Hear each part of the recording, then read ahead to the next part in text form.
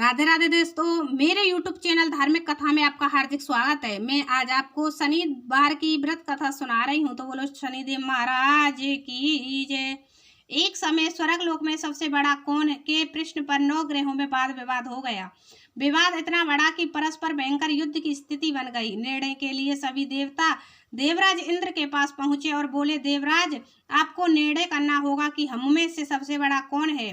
देवताओं का प्रश्न सुनकर देवराज इंद्र उलझन में पड़ गए। इंद्र बोले, मैं इस प्रश्न का उत्तर देने में असमर्थ हूँ। हम सभी पृथ्वी लोक में उज्जैनी नगरी में राजा विक्रमादित्य के पास चलते हैं। देवराज इंद्र सहित सभी ग्रह देवता उज्जैनी नगरी पहुंचे। महल में पहुंचकर जब देवताओं ने उनसे अपना प्रश्न पूछा तो राजा विक्रमादित्य भी कुछ देर के लिए परेशान हो उठे, क्योंकि सभी देवता अपनी अपनी शक्तियों के कारण महान थे। किसी को भी छोटा या बड़ा कह देने से उनके क्रोध के प्रकोप से भयंकर हानि पहुंच सकती थी। अचानक राजा विक्रमादित्य को एक उपाय सूझा और उन्होंने विभिन्न धातुओं स्वर्ण, रजत, कांसा, ताम्र, सीसा, रांगा, जस्ता, अभ्रक व लोहे के 9 आसन बनवाए। धातुओं के गुणों के अनुसार सभी आसनों को एक दूसरे के पीछे रखवाकर उन्होंने देवताओं को अपने अपने सिंहासन पर बैठने को कहा। देवताओं के बैठने के बाद राजा विक्रमादित्य ने कहा, आपका निर्णय तो स्वयं हो गया। जो सबसे पहले सिंहासन पर विराजमान है वही सबसे बड़ा है। राजा विक्रमादित्य के निर्णय को सुनकर शनि देवता ने सबसे पीछे आसन पर बैठने के कारण अपने को छोटा जानकर क्रोधित होकर कहा, राजा विक्रमादित्य, तुमने मुझे सबसे पीछे बैठाकर मेरा अपमान किया है। तुम मेरी शक्तियों से परिचित नहीं हो। मैं तुम्हारा सर्वनाश कर दूंगा।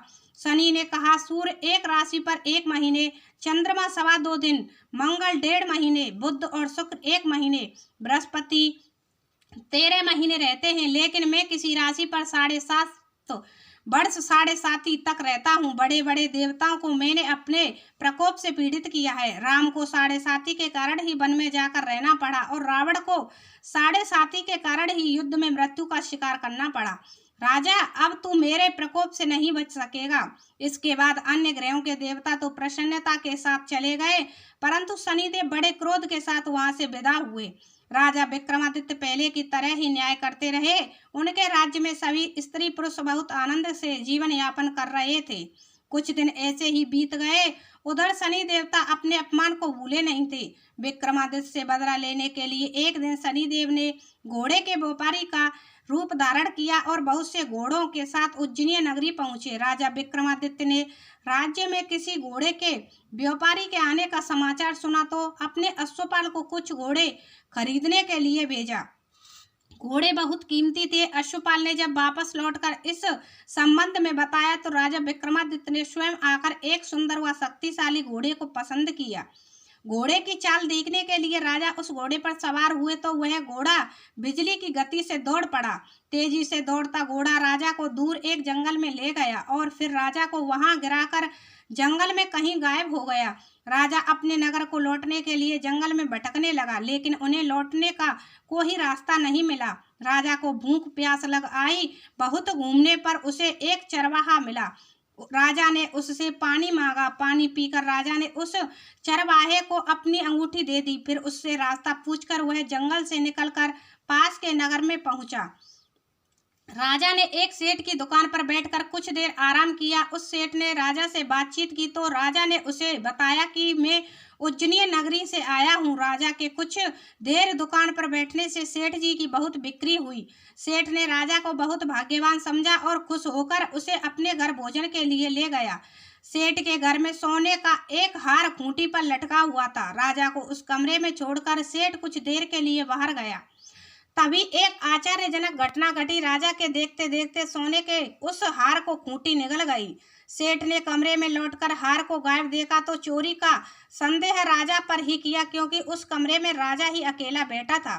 सेठ ने अपने नौकरों से कहा कि इस परदेशी को रस्सियों से बांधकर नगर के राजा के पास ले चलो। राजा ने विक्रमादित्य से हार के बारे में पूछा तो उसने बताया कि उसके देखते ही देखते खूंटी हार को निगल लिया था। इस पर राजा ने क्रोधित होकर चोरी करने के अपराध में विक्रमादित्य के हाथ पांव काटने का आदेश दे दिया। राजा विक्रमादित्य के हाथ पांव काट कर उसे नगर की सड़क पर छोड़ दिया गया। कुछ दिन बाद एक तेली उसे उठाकर अपने घर ले गया और उसे अपने कोलू पर बैठा दिया।